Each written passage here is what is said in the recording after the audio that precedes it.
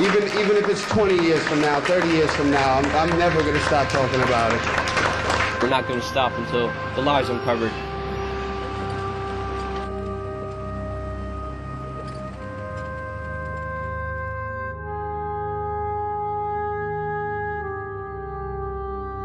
The footage you just saw was the last time I saw Dan Wallace.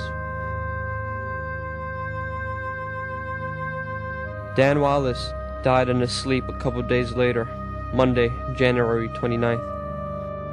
Dan, you were one of the best friends I ever had. I will never forget you as long as I'm alive. One day, brother, we shall meet in the sky. I miss you, man.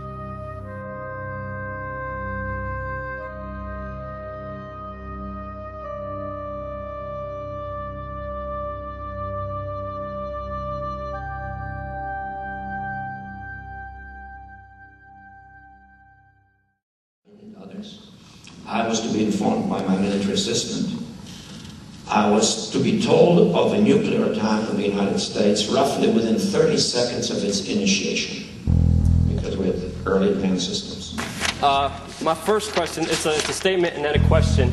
Earlier on this year, you gave a speech to the Senate Foreign Relations Committee where you alluded to the fact that the Bush administration may stage a terrorist attack to justify a military action against Iran. And then in your book, you also acknowledged the fact that a memo was uncovered where Bush and Blair discussed painting a U-2 spy plane in UN colors so Saddam would shoot it down. Now, although you have argued that deceptions to the American people may be necessary in order to deal with these enemies, how are we to know how many other terrorist incidents have been state-sponsored false flag incidents, including the largest of one, the attacks of 9/11? How do we know, how do the American people know that 9/11 was staged, was engineered by you, David Rockefeller, the Trilateral Commission, the CFR, and Bilderberg Group, sir? How do you know it wasn't staged? Okay. It's a question. Answer my question. You sponsored Al-Qaeda, sir. You are a criminal. Oh, sit down. You sponsored Al-Qaeda. In 1979, you gave him money. That's true. You're a CFR scum. You are CFR New World Order scum. You and David Rockefeller will never have a New World Order. And I remember just sitting there by myself, feeling extremely nervous on, what to do, because this was my first ever confrontation with a high-level treasonous individual. Answer my question. Please sit down. Shut up. Answer. He said, "Shut up, sit down." So I just sat down and he answered my question, even though it was a horrible answer. You're not allowed to use a camera. I'm pressed. As he's answering my question, you have this one pencil-neck guy, moderator, coming up to me and saying, you need to get out of here. How dare you film this event? You can't film this event. It's private.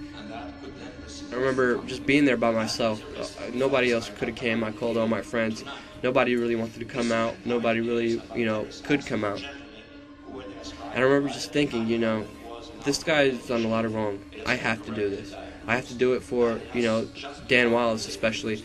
And that was very close to Dan Wallace's death. And I remember just thinking, what happens if I die? I won't have the opportunity or chance to do something like this. 9/11 was an inside job, and Brzezinski is responsible for it. 9/11 is an inside job.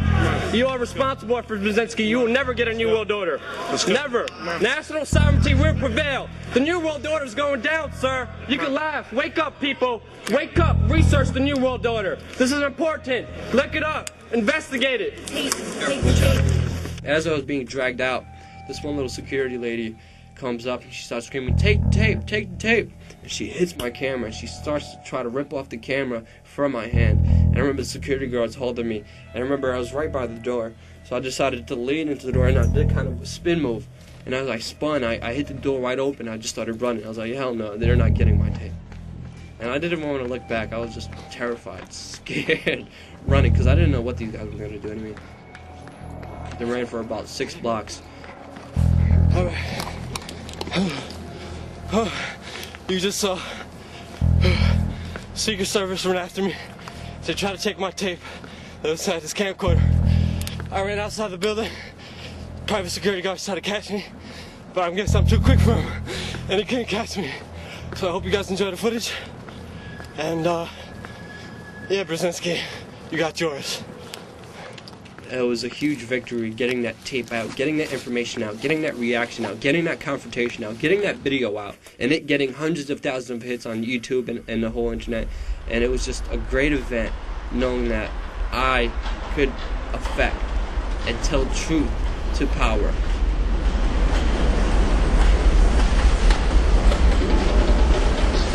Zbigniew Brzezinski was Jimmy Carter's presidential advisor. He actually set up the Mujahideen, their so-called freedom fighters, 6 weeks before the Russians even invaded them. And that's where Osama bin Laden came from, the Mujahideen, the Taliban. And you could say he basically set up Osama bin Laden.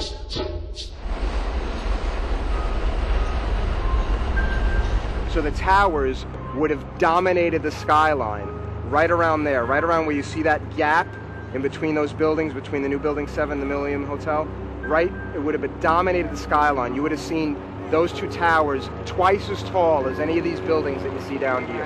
It's missing two of the places where the most successful people in our society got together, used to work every day, where my uncle used to work every day. He was early to work every day, this man. I used to see him in those towers. We used to eat together, windows on the world. And he's not with us, and those towers aren't with us, and so many other people aren't with us, and we're still looking for justice for those deaths, for those murders. And to be here right now, to be around people that are also helping to pursue justice is absolutely amazing. It actually allows for me to deal with that loss better. It allows for the family to deal with the loss a lot more, because here we have an organization that's changing the world. And I'm so thankful, I'm so grateful that we're here, and that we will be bringing justice for those that have died. There's one incident where we were doing a street action outside Building 7 where we had security guards who identified themselves as police officers and then say we had backpack explosives and bombs. Let me smile for them, so when they get locked up. Yeah. Enjoy what moments you have left, not handcuffs. Came down, he said it was illegal, and we said, And he said we're going to get arrested, but we won't. I mean, I know my rights. Oh, right now the Port Authority's on their way. I know. And they want me to stall you guys so y'all can stay here and they can come. So I'm letting you know right now that the Port Authority on their way right now. Remember when they came last time, we said this is New York City, this is Port Authority Street? See, Larry don't want to hear that. I know Larry, but who's Larry? Larry's not above the law. We're citizens, we're Americans. Later, one of the security guards did talk to me, did take me to the side and explain to me what was going on, that it was really Larry Silverstein who tried to set us up. And you can't record this. You gotta shut that off. You can't be recording this. Shut that off. It's a public sidewalk, though. Yeah? Can I ask you why you're taking my picture? You gotta shut that off. I have every right to. You're in a public sidewalk. I'm a citizen. Hey, buddy, we were out here before, so I don't mean no disrespect. Can you take your camera out of my face? Because you're disrespecting me by doing that. So I'm not doing anything illegal. No, I'm asking you politely, can you take that camera out of my face?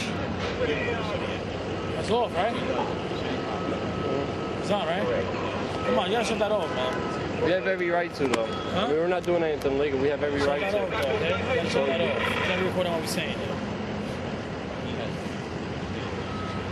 When Ricky comes, I think he's got a bomb in his bag. Exactly. I saw wires coming out of there. I think he's got a bomb in his bag. The guy even admitted, I know you're not a terrorist, but I'm going to say you're a terrorist, and you're going to spend 30 days in a hole before they really find out. Terrorist act? I guess they go away for about 30 days. We're not terrorists. We're Americans, sir. We're citizens. Well, you're right. By the time the government figures it out, you'll be in a hole for 30 days. I mean, just understand. Just don't record what he's saying. Don't record what I'm saying.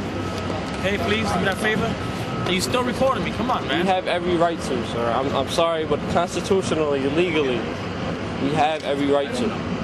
Guess who's going to jail? Guess who's going to jail? As long as he's on here, guess who's going to jail? He's got bombs in the back of his backpack, I think. How you gonna say that, sir? That's slander. I saw wires coming out of it. I don't know what you have in there. You're trying to say I don't know. You look like a terrorist may look like. I don't know what a terrorist sir. looks like. Sir, that's very disrespectful. I don't know what a terrorist looks like. You may be a terrorist for all I know. How you gonna say that? Because We're not you doing have wires anything coming legal. out of the backpack.